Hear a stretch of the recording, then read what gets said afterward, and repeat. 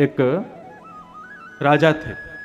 वो राजा नित्य भगवान शिव पर बिल्व पत्र चढ़ाते थे, शिव के बड़े अनन्य भक्त थे। परंतु जिस नगरी के वो राजा थे, उस नगरी में एक शिव का और भक्त रहता था। वो भी परम भक्त था। बहुत ध्यान से सावधानी से सुनिएगा। परम भक्त थे शिव के। उनका मन होता था कि मैं भी शिव के नित्य अर्चना करूं, नित्य उन पर बिल्व पत्र चढ़ाऊं। एक बार उन्होंने विचार किया कि बेलपत्र का सबसे सुंदर वन कहां है। तो किसी ने उनको बताया कि भैया बिल्व पत्र का सबसे सुंदर वन जो है वो राजा के बगीचे में है।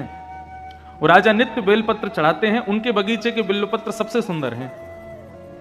बोले राजा के यहां से बिल्व पत्र कैसे लिया जाए, क्योंकि वैष्णवों की और शैवों की एक आदत होती है। वो कोई भी सुंदर वस्तु का दर्शन करते हैं तो उस सुंदर वस्तु को अपने प्रयोग में ना लेकर के वो अपने इष्ट को प्रदान करने का भाव ज्यादा रखते हैं। तो उस व्यक्ति के मन में आता था कि राजा के बगीचे के बिलपत्र चढ़ाया करूं मैं शिव को, तो मेरी सेवा, उससे मैं संतोष मुझे मिलेगा।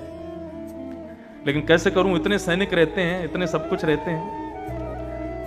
तो उसने मन में विचार किया कि मैं शिव महिम्न स्तोत्र का पाठ करूंगा और इसका पाठ करके अपनी दैवी शक्ति को प्रकट करूंगा। और परिणाम यह हुआ कि शिव महिम्न स्तोत्र का इतना पाठ किया गंगा जल में खड़े होकर के कि उसको अदृश्य होने की शक्ति प्राप्त हो गई। वो जब चाहता तब अदृश्य हो जाता। और उसने उस अदृश्य होने की शक्ति का प्रयोग कहां किया? राजा के बगीचे में जाते और बगीचे में जाके बेलपत्र तोड़ते। जैसे ही सैनिक उसको देखते, सैनिक उसको पकड़ने के लिए आते, तुरंत अदृश्य हो जाता और बिल्वपत्र लेकर के चला जाता, जाकर के भगवान शिव पर चढ़ा देता। राजा को बड़ी चिंता हुई कि मैं इतने बिल्वपत्र अपने बगीचे में उगाता हूं शिव की आराधना के लिए, और ये व्यक्ति अपनी दैवी शक्ति से अदृश्य होकर के सारे पत्रों को ले जाता है, मुझसे पहले चढ़ा देता है। मेरा बगीचा, मेरी मेहनत और बिल्वपत्र चढ़ाता कोई और है। राजा ने ये चिंता जाकर के अपने गुरुदेव को बताई। तो इनके गुरुदेव ने आज्ञा की कि भैया देखो, ये जितनी भी दैवी शक्तियां होती हैं, इनका नाश कब होता है? कुसंग से नाश होता है, दूषित भोजन करने से नाश होता है, दूषित क्रियाएं करने से नाश होता है, और सबसे सहज नाश होता है ठाकुर जी के निर्माल्य पर यदि पैर पड़ जाए तो भी हमारी दैवी शक्तियां नष्ट हो जाती हैं। निर्माल्य मतलब ठाकुर जी के गले में चढ़ा हुआ पुष्प है, पत्र है, प्रसाद है, यदि उस पर आपका पैर लग गया तो पैर लगते ही आपकी दैवी शक्ति नष्ट हो जाएगी। हाँ, केवल इतना है कि जहां मंदिर परिसर है, मंदिर परिसर में अगर चढ़ जाए, पैर कहीं लग जाए ठाकुर जी के निर्माल्य पर, तो दोष नहीं है। मंदिर से बाहर यदि ठाकुर जी के निर्माल्य पर आपने पैर रख दिया तो वो घातक है। राजा ने जब ये बात सुनी कि निर्माल्य पर पैर रखने से दैवी शक्ति नष्ट होती है, तो शंकर जी के ऊपर चढ़े हुए बिल्व पत्रों को लेकर के राजा गए और जाकर के अपने पूरे बगीचे में फैला दिया। अर्धरात्रि का समय होगा, जब वो भक्त आएगा, वो चोर आएगा, उसको पता नहीं होगा, वो निर्माल्य पर पैर रख देगा तो उसकी शक्ति नष्ट हो जाएगी। अर्धरात्रि का समय, नित्य की सेवा के लिए, बिल्व पत्र तोड़ने के लिए जैसे ही बगीचे में उसने प्रवेश किया, उसको पता नहीं था, शिव पर चढ़े हुए निर्माल्य पर जैसे ही चरण रखा, उसकी अदृश्य होने की शक्ति नष्ट हो गई। उसको पता नहीं था अभी तक। वो तो दिखाते हुए जाता था, जब सैनिक पकड़ने आते थे तब अदृश्य होता था।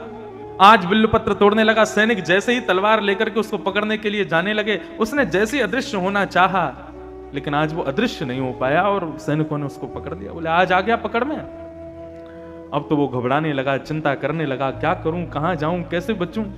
सैनिकों ने राजा को बता दिया, बोले कि आज हमने उसको बंदी बना लिया है, पकड़ लिया है। राजा उसको मारने के लिए जैसे ही समीप आने लगे, उस भक्त ने नेत्र बंद करके महादेव का स्मरण किया और स्मरण करते हुए कहने लगा, हे महादेव, मानता हूं कि मैंने चोरी की है, लेकिन किसकी की?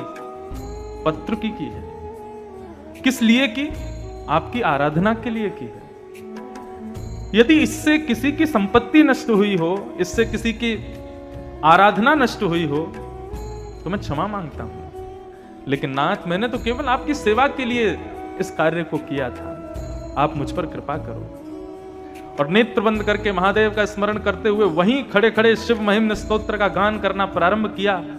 गान करते करते करते करते करते जैसे ही महिम्न स्तोत्र विराम हुआ, राजा ने जाकर के अपनी तलवार से उस पर प्रहार करना चाहा। स्तुति का विराम होते ही उसकी जो अदृश्य होने की शक्ति थी वो पुनः प्रकट हो गई और वो वहां से अदृश्य होकर के महादेव के पास चला गया। कहने का अभिप्राय क्या है, ये इतनी बड़ी कथा मैंने क्यों सुनाई? शिव महिम्न स्तोत्र में इतनी शक्ति है। यदि आप नित्य श्रावण मास में गंगा में कंठ भर जले में खड़े होकर के नित्य 108 शिव महिम्न स्तोत्र का गान करो, पाठ करो, मन चाही सिद्धि प्राप्त कर सकते हो। यहां तक कि अदृश्य होने तक की सिद्धियां प्राप्त हो जाती हैं शिव महिम्न स्तोत्र से। ऐसे स्तुतियों के राजा हैं शिव महिम्न स्तोत्र, लेकिन वो शिव भी किसकी आराधना करते हैं? हमारे श्री कृष्ण की, हमारी श्री किशोरी जी की आराधना करते हैं, हमारी श्री लाडली जी का नाम गाते हैं।